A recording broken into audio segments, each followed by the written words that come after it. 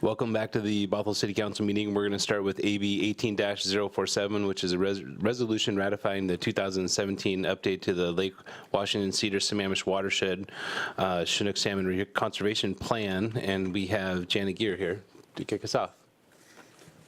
All right. Good evening, Mayor and Council members. My name is Janet Gear. I am the Surface Water Supervisor in the Public Works Department, and I'm here to actually introduce Jason Mulville-Kuntz from WRIA 8. He's going to discuss ratification of the 2017 update to the Lake Washington Cedar Sammamish Chinook Salmon Recovery Plan. Thanks, Janet. Appreciate it. Thank you, Mr. Mayor and council members, for having me come speak to you tonight. I was actually here just a little over 2 years ago to speak to you all about renewing the interlocal agreement that supports the salmon recovery effort in our watershed and that Bothell participates in. And the next step in our effort was then to renew our plan, and so I'm glad to be back before you now with an actual plan update for you to consider. So I'm going to give you a little bit of brief background. I'm going to be brief, but I will take questions at the end just to kind of give you a sense of the work that we do and how Bothell participates. So here to orient you quickly geographically is a map of our watershed. You can tell it's quite a big area, a very densely populated area. It's the most populated watershed in the entire state, which is a challenge when you're trying to do salmon recovery, but also a great opportunity is the way I look at it. Is you've got a lot of the impacts related to people living here, but you also have all the people living here that you can help educate and make aware of salmon and the need to recover them and then become champions of that work. So that's part of what we try and do as well as build that constituency. The colors on the map just denote kind of the priority areas of the watershed for habitat restoration primarily. The dark green is what we call our Tier 1 areas, and those are the spots where salmon come back each year to spawn. You'll see the Upper Cedar River, Issaquah Creek, Bear Creek are all really key important areas for us to restore habitat. And then the lighter green areas are what we call Tier 2 or satellite areas. Those are spots that Chinook don't frequent quite in the numbers as they do in the darker green areas, but they're used occasionally. And then also if something were to happen catastrophically to a Tier 1 dark green area, the Chinook could go and recolonize those lighter green areas. You'll also notice that all of the lakeshore area, shoreline, as well as the Sammamish River, the Ship Canal, and the marine nearshore environment is also dark green. Tier 1, that's largely for the juvenile fish. When they're out migrating from the watershed, they need shallow water areas to feed and rear and grow big so they can survive when they get out to the Puget Sound and the ocean. We have two Chinook populations that we're focused on. One is a Cedar River population. They go up into the Cedar River once they come in through the Ship Canal and navigate the Ballard Locks. And we also have a Sammamish population, and they come in the same way, but they take a left at Lake Washington, go on up into the Sammamish River. A few of them peel off into some of the tributary streams like Little Bear Creek, North Creek, and Bear Creek is a primary spawning area. And then a bunch of them continue on into Lake Sammamish and on up into Issaquah Creek there. So you can see salmon kind of swim through our entire community in this watershed, and that's why, in terms of a timeline, when they were listed as threatened under the Endangered Species Act in 1999, local governments like Bothell got together and said, hey, this is a regional problem and it deserves a regional solution. Each one of us, it doesn't make sense for each jurisdiction to tackle this on their own. We need to do this collectively, and that will also help us demonstrate that we're being proactive about addressing this Endangered Species Act listing. We're not going to let the federal government come in and tell us what we need to do. We're locally going to be able to tell the federal government what we need to do. We know our landscape, we know our communities, and we'd like to take that responsibility. So they came together under an interlocal agreement in 2001 to tackle that work, develop a recovery plan, which they did in that 4-year period until 2005. That plan then was completed and brought to you all, which you ratified at that time as your plan for salmon recovery. And then the interlocal agreement funded my small staff team at King County as your service provider to implement that plan, working with all of you for that first 10-year period until 2015. And that's when I came back to talk about renewing the interlocal agreement, which we did unanimously as a watershed community, which was great. And we've got that in place now through 2025. And then, like I said before, our next step was to update our plan, bring in new science, talk about lessons learned, and we've done that, which is now before you for consideration. Real quickly, we do track salmon population over time so that we know how well the activities that we're doing are manifesting themselves in terms of the population trends and numbers. This is just the information that we took for the Cedar River population because it demonstrates a little bit of how the fish are doing quite well. You can tell that the adult returns on the left graph are not meeting our 10-year goal quite that often, although I will say in 2017, we saw them go over that 2,000 number. That estimate is not on the graph right now, but we did have the second best year since 2000 of adult returns. So what that tells me is that although our numbers are quite low and have descended over time, that if we keep at this work, we do have a chance. If we kind of bring restoration back, the salmon will come back as well. So we still have a fighting chance. They're not completely gone. So we need to keep doing what we're doing and actually just need to do it a lot faster. On the right-hand side is the juvenile out-migrant numbers. Those are the baby fish that are coming out of the watershed, that are hatching in the streams and then migrating out to Puget Sound. And I like to think that this graph actually tells us a little bit better how we're doing at our work because we have full control over the watershed and restoration and land use in our watershed. So the juveniles that are hatched here and migrating out tell us a better story of how that habitat is producing and how it's functioning. And you can see a nice upward trend to that number. So that's heartening that our work is hopefully providing them with space to grow and rear and head out of the watershed to then hopefully come back as adults. And our plan, just to kind of put it in context, is one chapter of the Puget Sound Salmon Recovery Plan, which has 22 populations and 14 watersheds around Puget Sound. And then that Puget Sound Salmon Recovery Plan is a cornerstone of the plan, the action agenda for recovering Puget Sound. So it's all nested within that broader Puget Sound effort. Salmon recovery is a huge element of overall Puget Sound recovery. And our plan rests on kind of three main activities. One is your on-the-ground habitat restoration and protection work. Those are your capital projects. But then also land use. We understand that we can't just do projects and hope the salmon will come back. We need our communities to grow in sustainable ways, and we need to have regulations on the books that are being enforced that are protective of habitat and the conditions that we need for salmon to come back. And then thirdly, we understand that we've got to do outreach and education. We need a populace that supports this work. We need the political and public will to keep doing it to be effective. And so we tackle all three of those things in implementing our plan. And accomplishments over time, I'm not going to read all of these specifically, but the numbers, we've really focused a lot on floodplain areas in our river systems, the riparian or stream side areas along our streams, trying to bring those back, plant those with native vegetation, remove invasive species, and then also our lake shoreline. We're trying to make sure that people understand that there are alternatives to just hardened bulkheaded shorelines, that we can have more natural shorelines in there and trying to restore those and work with folks to do that. And then in terms of the plan update, what's new about this plan that we've just finished? Really, it builds in a lot of lessons learned over the last 10 years. We've done a lot of work on the ground. We know a lot more than we did back in 2005, so we wanted to integrate all that into the plan. Climate change, we didn't tackle it at all in 2005. It wasn't as quite of an issue then, and we know a lot more now. And so we needed to talk about how that factored in and how our anticipated changes to the environment are going to affect salmon and what we need to do to try to address that or plan for it. And frankly, what we found is that we need to do a lot more of the work we're doing to restore floodplain areas and restore shorelines. Those are the kinds of things that are going to make conditions good for salmon, but also make our human communities a lot more resilient in the face of climate change. In 2005, we didn't have any habitat restoration goals whatsoever, so really we couldn't tell the story of how far have we come, how much more do we need to do. So we said, you know what, we can do that now after 10 years. So we took on establishing restoration goals, which was really challenging work, but now we have some targets in place so that we can say, how close are we to achieving those targets, which is going to help us tell that story better. And then we tried to really synthesize the science and the programs and the projects all into what basically 20 recovery strategies that really are clear and tell people what we want to do and what we need to do for salmon recovery. So they don't have to search through tons of plan language and everything to figure out what we need to do. They're almost like fact sheets, and they're really simple and clear and kind of synthesize the goals and the strategy and the projects all in one place. And then we did a revision to our project list. We have new projects to add, old projects that need to come off. We had projects that really were nebulous in definition. We needed to clarify that. So we did a big effort with partners to overhaul that project list. And then we also did that with our land use recommendations list and our outreach and education list as well. We have a lot of different programs and new regulations and updated regulations we needed to make current.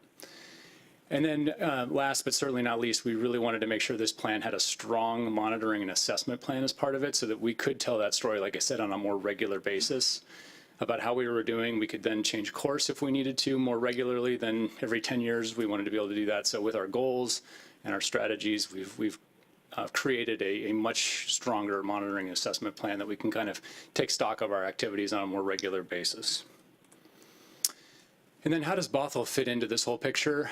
Really, the kind of on-the-ground geographic nexus points that you guys are most closely aligned with are the Sammamish River and North Creek. And both of those areas are important areas to restore habitat. And then obviously you guys have a lot of land use work that you would do that has impacts on the conditions that we need for fish as well. But in terms of the habitat itself, you've done a lot of projects.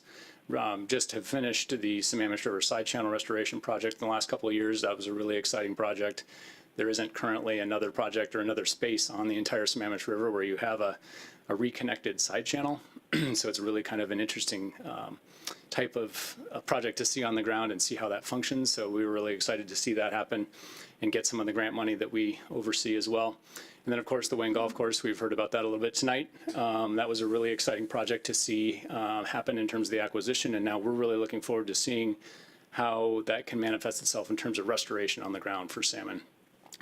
In no other spot on the Sammamish River do you have that much riverfront to work with in terms of restoration. So there's a lot of potential there for that.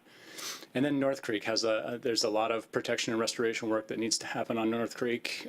So encourage the city to continue to work on that.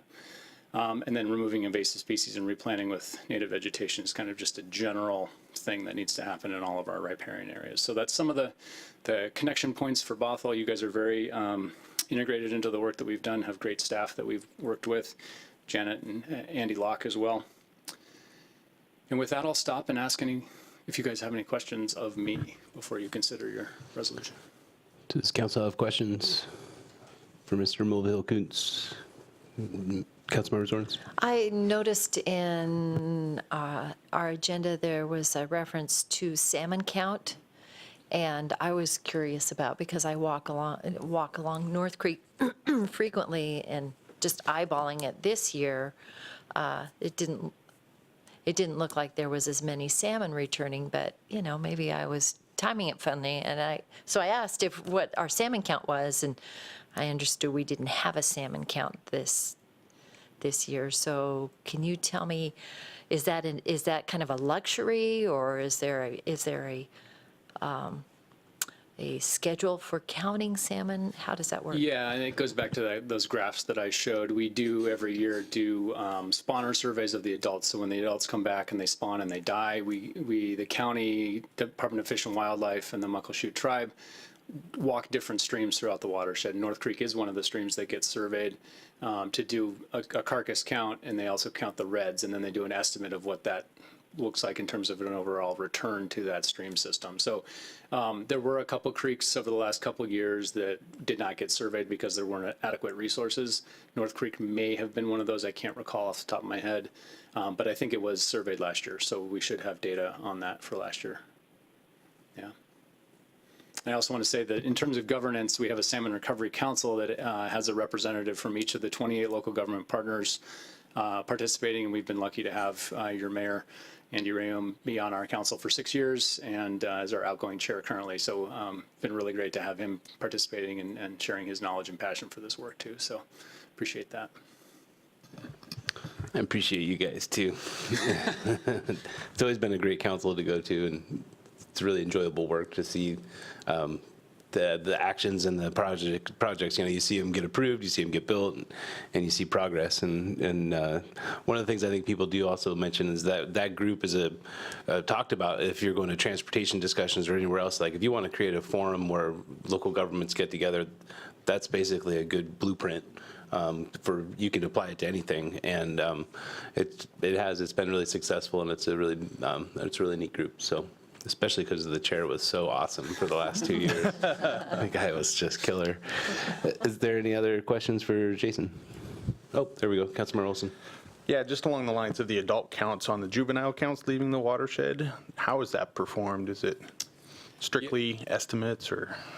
It is an estimate process. What happens is the Department of Fish and Wildlife operates a couple different juvenile traps. One is on Bear Creek and the other is on the Cedar River. And so they do kind of basically it's a mark recapture program where they gather a bunch of the juveniles, they catch a bunch of them in the stream system, they can mark them, and then they release them back upstream, and then they do, depending on how many they recapture, they can estimate what the overall population looks like. So it's not like they're catching every single fish and counting it, but they do a kind of an estimate based on that sort of recapture rate that they know they've documented. So, and then that gives us the broader population number. Deputy Mayor. So the bar chart where you showed the adult and versus juvenile, what would explain the difference in the numbers? Because it looks very heartening when you look at the juvenile population going up, but then the adult just seems like it's more tapering down. So what explains that? And that's the real challenge that we have is, like I said, we've got control, much more control over the juvenile side of the life stage because we can restore habitat or we can have regulations that limit stormwater runoff, things like that. Whereas once we send them out into the Puget Sound and the Pacific Ocean, they spend 4 years out there and a lot can happen to them that we have zero control over. And so typically my understanding is that of what we send out, we get maybe 10% back. So it's a really low return for what you're sending out. So we're hopeful that we can continue that upward trend on the juveniles so we can send out a lot of fish. And we want to make sure that they're as big as possible when they go out. So that's why we need to restore those streamside areas and the floodplains to enable them to hang out and get bigger before they go out. They survive better when they're bigger. So that's the challenge that we have. Then, there isn't a lot we can do about ocean conditions. A lot of other environmental factors come into play with that. But our thinking is if we can do the best job we can with what we have available in terms of our watershed, that we're giving them half a chance to come back. We need to get more adults, obviously, because it's an important food source for the southern resident orca, which are declining as well. And so a lot more focus has been put on how can we do more to ensure survival in the Puget Sound especially, but also in the Pacific Ocean. And there's a lot of national, international treaties related to harvest of Chinook that come into play and how the decline in populations factors into the harvest rates, so how much are fishermen allowed to catch or not, and those rates have declined significantly as well. So it's a big puzzle, and we're trying to put it all in place. The work we do is really the habitat piece of that puzzle, but there's a lot of other elements involved.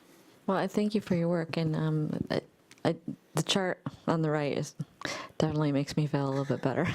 But with the recent news about the resident orcas, it's really important work, so thank you. Yeah, thank you. Councilmember McNeil. Yes, thank you, Jason, for your presentation. So when you talk about master planning for the entire watershed, you're working with all the jurisdictions throughout the watershed, is that correct?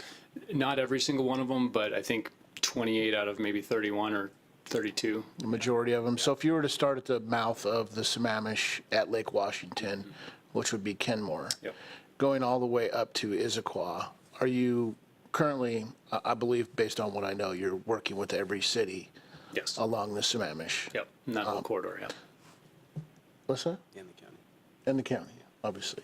And so when you talk about master planning, is there something that the cities and the county can do to streamline the process for the master planning to get these projects moving forward? You talked about speed. Mm-hmm. So is there something that we can do with all the cities working together to make that, to streamline that process? Yeah, I think maybe a couple of different ideas come to mind. One is we really want this plan to be your plan. So we didn't create this plan to then kind of sit on a shelf or have us as a small team try to implement. We want each of our partners, our jurisdictional partners, to take this on as their plan, integrate it into your regulatory updates as the kind of best available science for salmon recovery. So if you are concerned about what conditions are needed for salmon, you'll integrate these things or consider these things when you're doing your shoreline master program updates or your critical areas ordinance updates. But then also on your capital improvement planning or capital investment planning, you're looking at the list of projects and you're thinking, okay, how do these dovetail with our city's priorities? Are there ones on here that, we want to expedite or that we want to prioritize? And thinking about that as you're doing that planning work as well will help get these projects move forward, like the Bothell Side Channel, like the Wayne Golf Course, those kinds of things. So those are two ways. And then we're also looking at kind of on a sub-watershed or sub-basin level, if there are different ways that nonprofit organizations or local governments can work together to support each other and help leverage each other's resources to implement aspects of this plan, ways to help nurture that and help partners get together on that way as well. Fabulous. And then as far as a starting point, does it matter if you're at the beginning or the end? What's a bigger priority? It really doesn't matter. If we just need to do it all, and we need to do it pretty much everywhere. Like I said in that map, it gives you a sense of priority, but we don't want to necessarily invest all the resources in our tier 1 areas, because then our tier 2 areas might fall off the map, and then all of a sudden we have no secondary streams for Chinook to use. And so we definitely focus on our priorities, but we kind of take a full watershed perspective. So I don't know if that helps answer your question, but Yeah, and it kind of leads into, it's not just the river itself, it's the tributaries as well. Right. Correct, and our making sure streams that are critical. everybody's doing their part on those tributaries. Thank you. All right, any further questions? Thank you for staying late with us. We Thank you, appreciate guys. it. Yeah, appreciate the participation. Yep. So do we have a motion by council? Deputy Mayor? I move we authorize the mayor to sign a resolution ratifying the plan update. Second. It's moved by the Deputy Mayor, seconded by Councilmember McNeil, even though he didn't have his microphone on, to authorize the mayor to sign a resolution ratifying the plan, the Chinook Salmon, WRIA Chinook Salmon Recovery Plan update. Any discussion on the motion? Seeing none, go ahead, place your vote.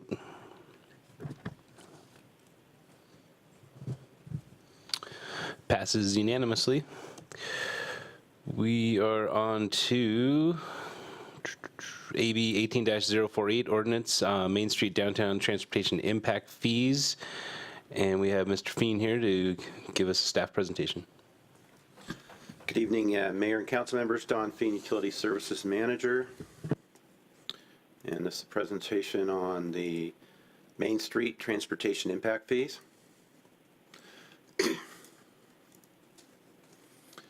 So the Main Street Enhancement Project, which is currently wrapping up, is a key component of the Downtown Revitalization Plan. Main Street's a historic corridor envisioned as a unique pedestrian-oriented street. Looking at the typical cross-section, 101st to 102nd right now, with the new project and close to completion.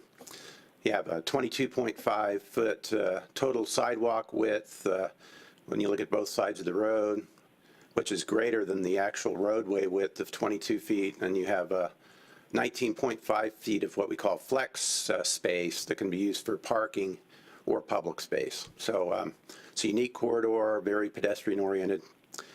Property owners and business owners expressed concerns regarding the high transportation fees. I think you heard a couple comments in the visitor portion tonight, and that those don't properly address the unique nature of the area.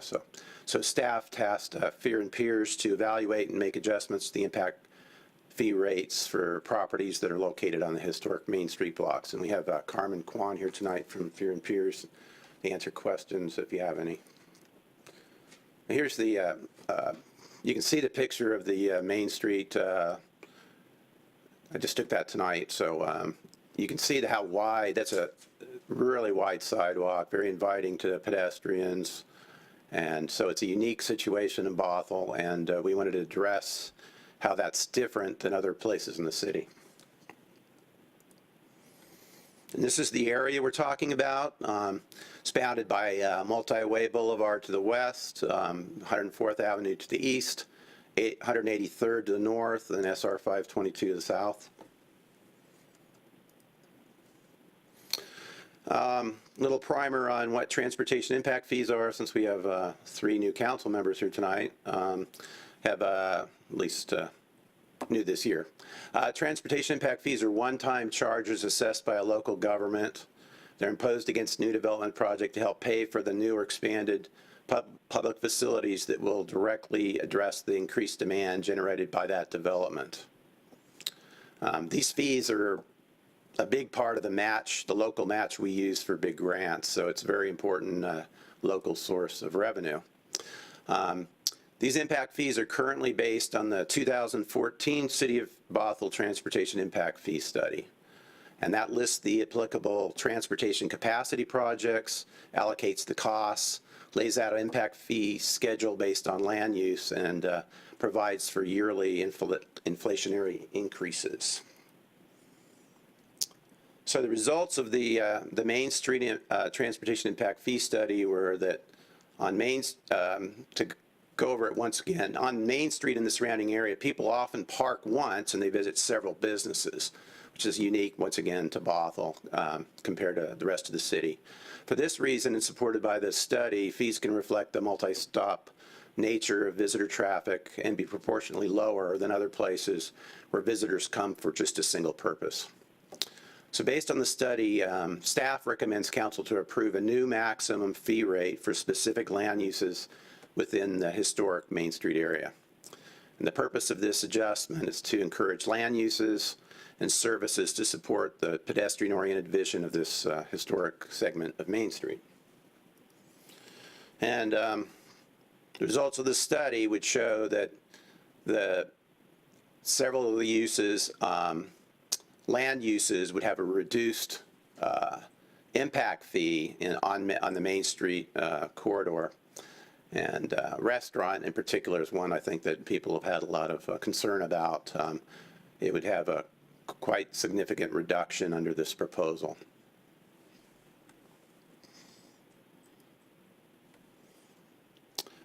So even though transportation impact fees will be reduced by this proposal in certain land use situations, it's felt that based on the feedback and recent redevelopment on Main Street, the reduced fees could have a positive economic development impact, and that could theoretically result in more impact fee revenues for the city, which once again are a very important revenue source for our transportation program. And with that, our recommended action is to adopt the proposed ordinance amending Bothell Municipal Code Chapter 17 pertaining to transportation impact fees, and be glad to take on any questions. I have a question. So it's the first day of spring and your PowerPoint presentations fall leaves. You know, okay, you're with me now. He's smiling. Just wondering, just curious. Well, I was just taking, I don't know where the leaves came from. All right. Is there any questions for Mr. Feen? Oh, there we go. Councilmember Zorns. So a quick question, and I hope I can articulate this. This impact fee is basically for the buildings as they are, but someone comes in and they have a different use for it. Yes, or if they were to redevelop. But it's Okay, a so change that's of my either a question. change of use or any kind of redevelopment. They do get credit for the prior use.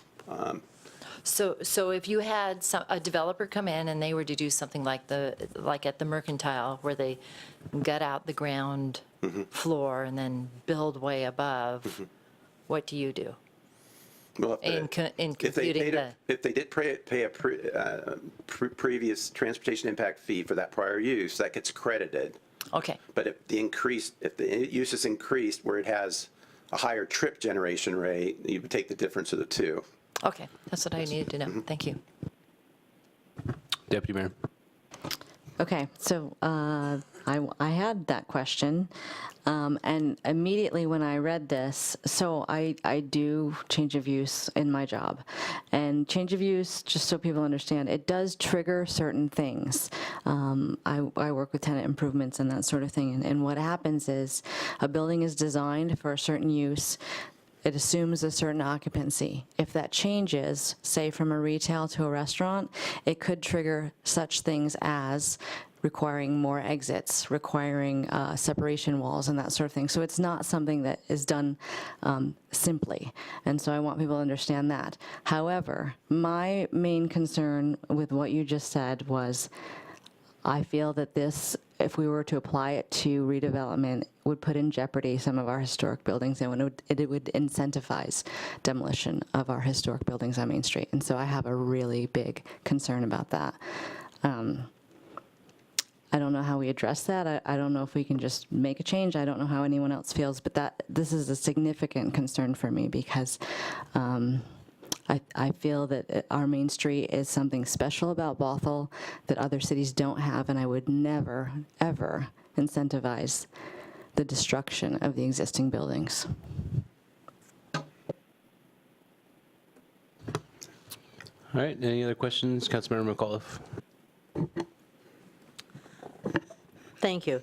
So I guess, and sorry because I'm really new at this, I guess what I would like to know is, so we have the example of a furniture store, and if they were to convert to a restaurant, their impact fee would be, do I remember the number right? Like $300,000? That's what the visitor said, right? Okay. Okay, so then how does this change that, is what my question is. What would I see differently? I think I could give you a quick calculation based on that. Let me see if I can go back with the slide here. Previous. There we go.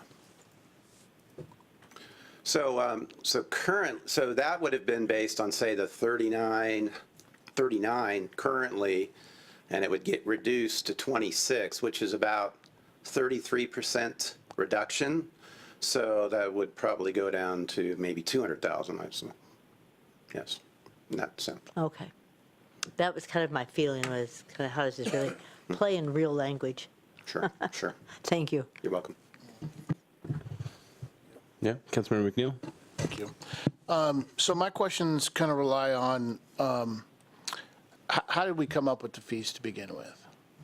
So we do a transportation impact fee study every so many years. We did it the last one was done in 2014. We have a lot of big projects in Bothell that are capacity related, hundreds of millions of dollars, and so the proportion that's growth related of those is proportioned and split amongst the whole city and carved out, and then you have the different land uses that have different trip generation rates, and it's all put together, and you put out the schedule. And that schedule, last update was 2014. We did it on a phased basis, but phased it over a couple of years, and then when the new council came in, we increased it to the max amount. And we increase it every year at an inflationary rate. So where we started was prior to that phased study, I think we went through a pretty comprehensive process. Yes. If I'm not mistaken, we paid for a comprehensive plan, right? we do have a comprehensive plan that identifies big transportation projects that are needed for growth. But then there's a separate study done for the transportation impact fees themselves, which uses that information in the projects. But we actually paid for that study, correct? Yes. That was a study we paid for. Okay, so going through that study, that's how we came up with those fees, if memory serves right. Yes. And the council decided to phase that in over a period of time, Yes. correct? Okay, so if we reduce those fees now, the impacts are the impacts still there if we reduce the fees? The impacts are there. So that was a citywide. We only had one zone, basically, the whole city. And so that's in the code that way. What we're looking at now is a separate zone, basically, the small area of the Main Street corridor that it applies to.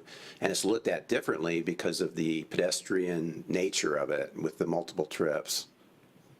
Okay, so the use is different, and the use is different now than it was back when we did the study? When we did the study, we did not go into individual areas like this. This is new to Bothell. It's not new overall. There's other cities that do it. City of Linwood has that. I believe the city of Redmond might have it. There's another couple cities that do have it. City of Linwood has a very a good example. I borrowed from some of that when I was looking at the code change. Okay, so I guess where what I'm trying to get to is that I want to make sure I understand that if we simply reduce these impact fees based on your recommendation, there's actually a reduction in the impact. You're We saying believe there's a reduction in the impact based on the fact that they're going to more than one place. You know, not always, but on average, they're making, you know, more than one trip. Maybe it's 1.5 trips. I don't remember how that was. But it was, you're looking at the nature of it's like when somebody goes to a mall, they go to multiple, you know, stores and that kind of thing. So it's looked at differently in this unique area. Okay, and can you go to the mapped area? Yes.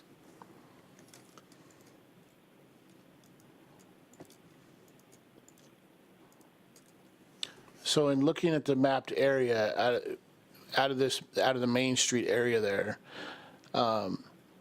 we're applying this to everything down from 522 all the way up to 183rd, to the Multi-Way Boulevard over to 104th. Is that correct? Yes. Excluding the park and ride. So can you tell me where the post office is in this picture? It would be further east. It's past 104th, right? Yes.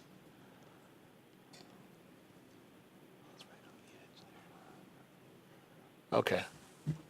All right, thank you. All right, any other questions? Councilmember Olson?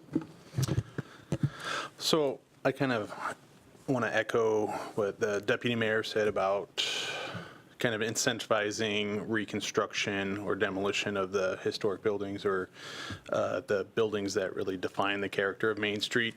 So would it be possible to apply this reduced rate to just existing buildings within this Main Street area and keep the current rates for new construction, if that's Not without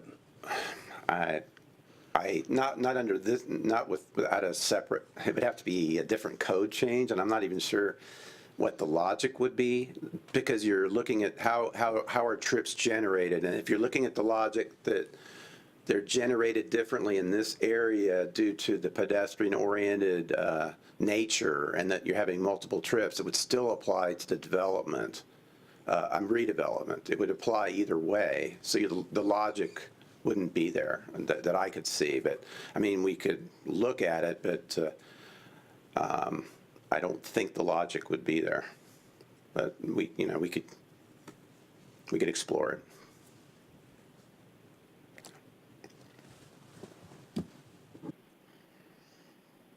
All right, Councilmember Agnew?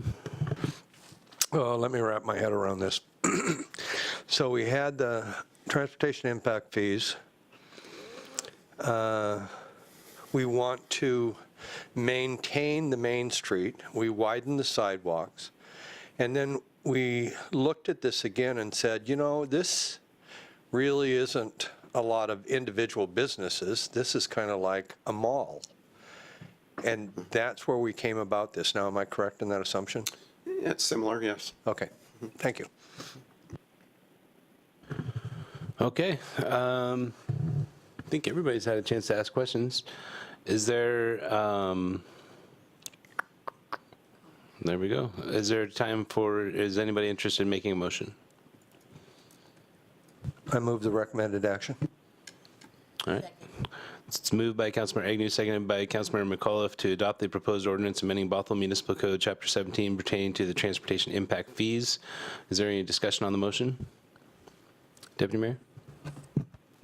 Originally, when this was coming up, I thought it was a great thing. I absolutely cannot support incentivizing redevelopment on Main Street. I just can't do it.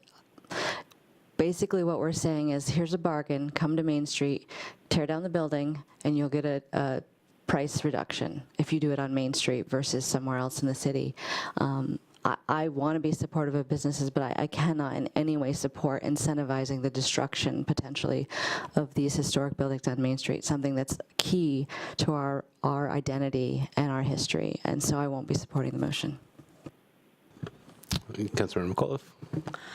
Thank you. And as a property owner on Main Street, I will tell you that I don't understand why this would encourage people to take down a building. What it basically does is say, you know, if you want to really bring in restaurants and bring in more vital businesses, this gives you the opportunity to do that. So, for example, if the furniture store had maybe a little bit more opportunity in order for them to become a restaurant, that might be a better use than what we actually have, which is a furniture store now.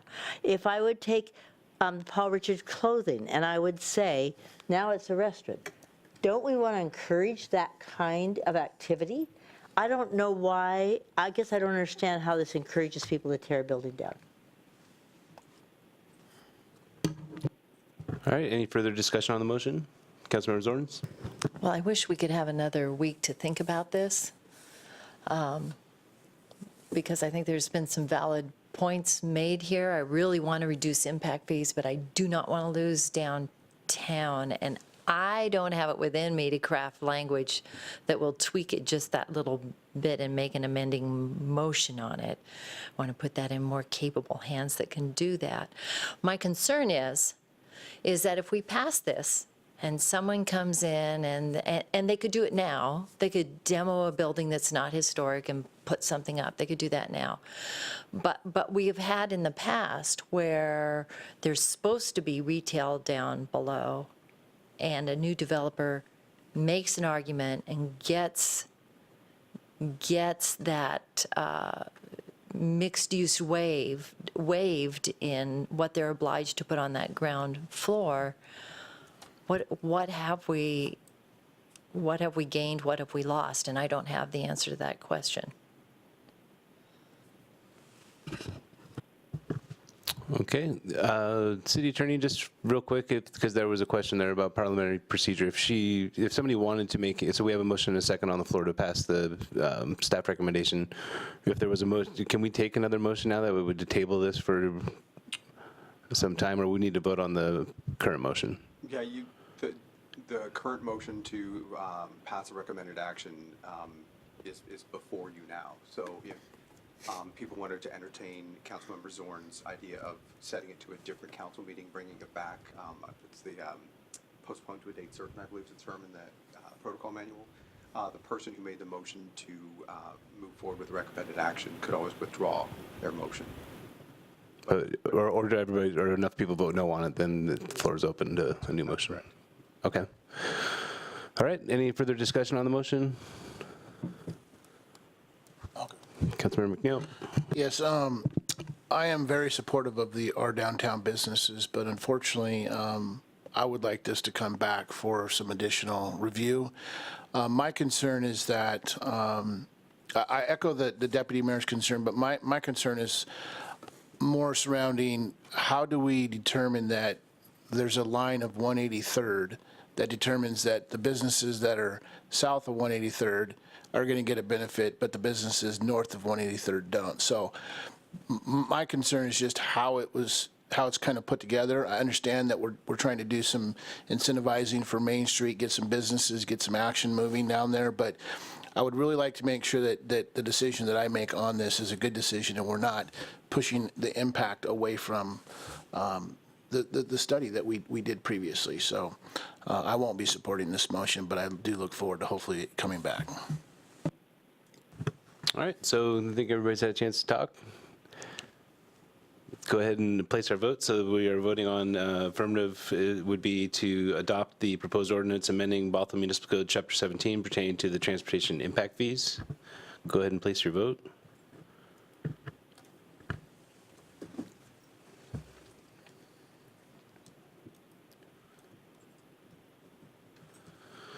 Fails 4-3. So either we're done, or is there another motion? Councilmember Zorns? I need help making a motion here. I would like to make a motion that we revisit this within whatever time works for you to craft some language that meshes our concerns and still provides a reduction in impact fees. How's that for being So I really think the motion vague? would be, City Manager? What would that sound like? This is very tied to the downtown sub-area plan, so my suggestion would be that we bring that back as part of the study session when you look at the downtown sub-area plan. I think this might fit right into that, rather than rush right back in as you look at that and the uses, and maybe better understand the uses on one side of 183rd and the other. I think that might help you. So we're planning to do that in June. So the motion would be to table till we bring this back or the downtown master plan back? You don't really need a motion because this item has been defeated. You can just direct the city manager to bring it back on the June date. City Manager, you got that? The majority council would like this to be brought back. Okay, so we're good with that? Without a motion? All right. Moving on to, actually, is there a motion to extend the meeting?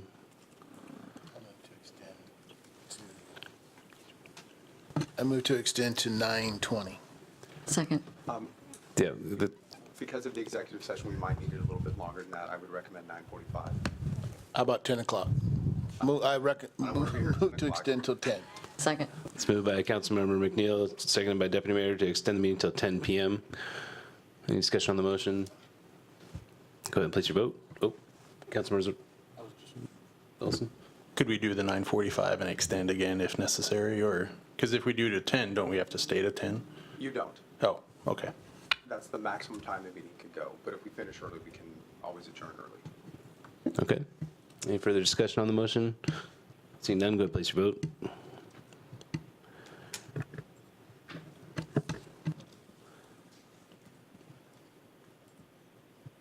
Passes unanimously. So now we are on to AB 18-049, Councilmember appointments to the Metropolitan Solid Waste Management Advisory Committee and the WRIA 8 Forum. City Clerk, you're down here as the staff presenter.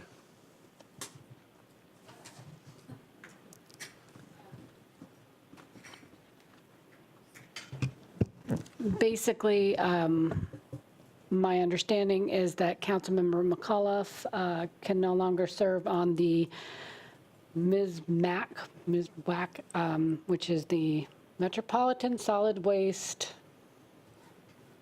Management Association, and then that you, as mayor, can no longer serve on the WRIA forum. So we are asking council to reappoint members to those two committees this evening.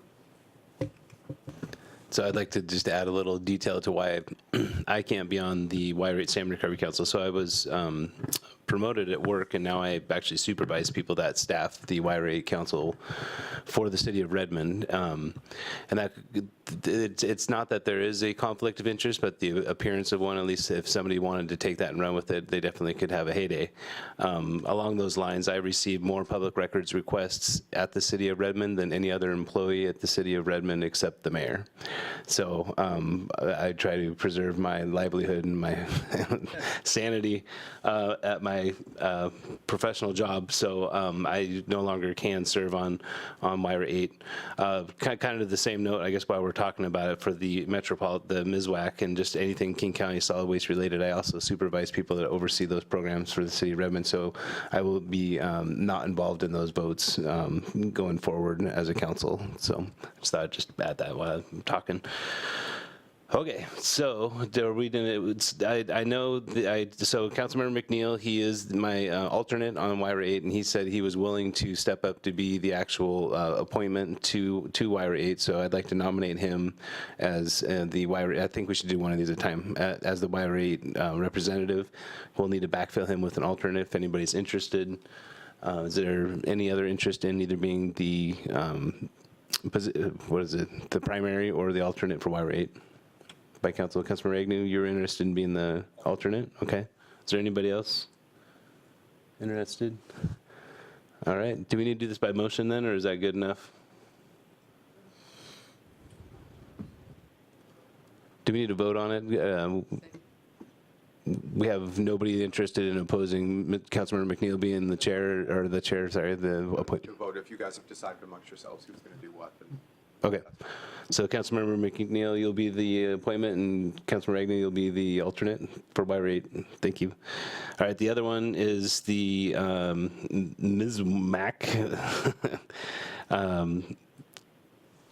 Is there anybody interested in serving on that board? And it meets on Fridays. Is it every 2 months? Every month? Every month on Fridays at lunchtime. Yeah. And it's downtown, right? That's where they meet. Okay. I cannot do it because I'm in the classroom during that time, but I could be an alternate during summer when school is out. Okay. So we have interest in an alternate. Is anybody interested in representing the city on that committee? Crickets. That's why we gave it to you, because you weren't here. If I may. Go ahead. If I may, it's just because I work every Friday, and then you have your study sessions on Friday, and then plus this Friday, it's just too much time out of my work. Otherwise, it's an interesting committee, and I might really like it. One other option we have too is we have a staff member that's usually been actually our representative on that committee, and she does a great job, Sabrina Combs. So I'm comfortable with that. If everybody else is, to just have her actually sit at the table and represent the city of Bothell. I imagine that's allowed with that committee, so it's no harm there if we do appoint a staff member instead of elected official. Deputy Mayor?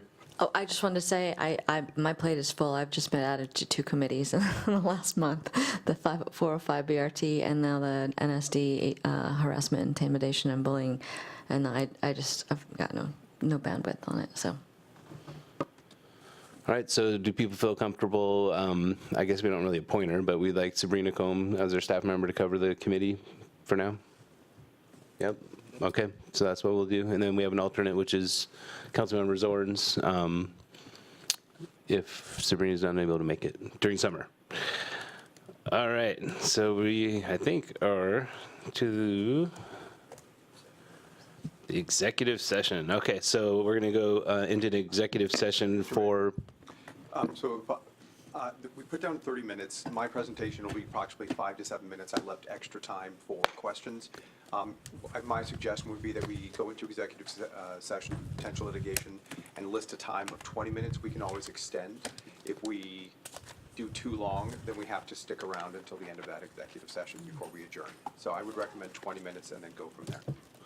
Okay, so we're going to go into executive session for potential litigation pursuant to RCW 4230-110-1I, and we will be in executive session until 9:20, and we do not plan to come out to make any decisions after the executive session, so we'll be adjourned after that.